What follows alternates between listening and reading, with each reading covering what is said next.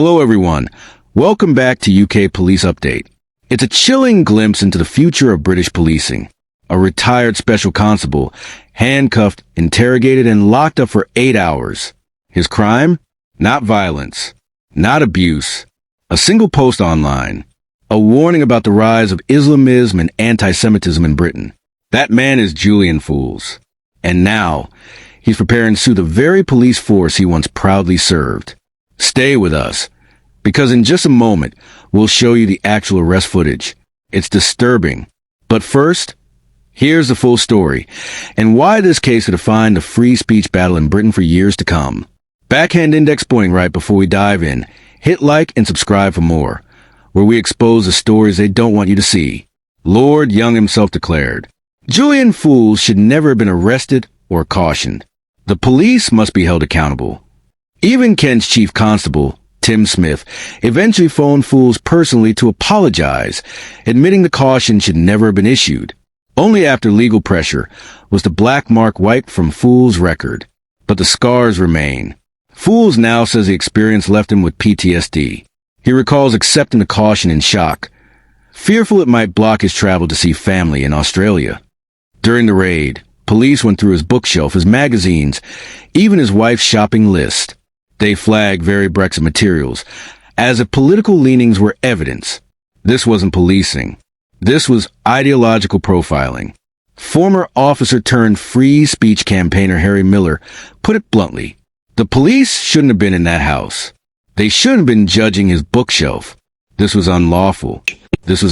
And if they think that they're quite safe and they can just sit at home and maybe just knock out a little tweet that, they think is a bit edgy or whatever, just be aware of the climate out there at the moment. And, it could be a knock on your door. And the officers that basically went through everything in my house, I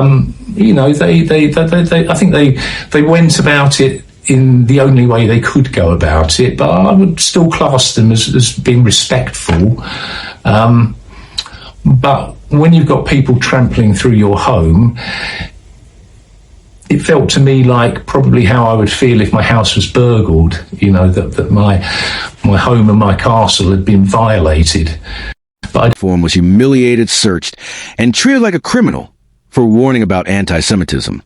The very same police force that once praised his service now dragged him through an Orwellian nightmare. The Home Office has tried to distance itself, blaming the previous government. But let's be honest, this isn't an isolated case. It's part of a wider trend, where police forces obsess over tweets while violent crime soars on Britain's streets. And here's the warning to every viewer. If this can happen to Julian Fools, it can happen to you. Retired, elderly, a volunteer, a former officer, it didn't matter. The next knock at the door could be for your opinion. But Fools is fighting back, backed by the Free Speech Union. His lawsuit could be the case that forces accountability, maybe even saves free speech in Britain. The real question is this: will Britain wake up before free speech is gone for good? Let us know your thoughts in the comments. And don't forget, like, share, and subscribe for more stories they'd rather keep hidden.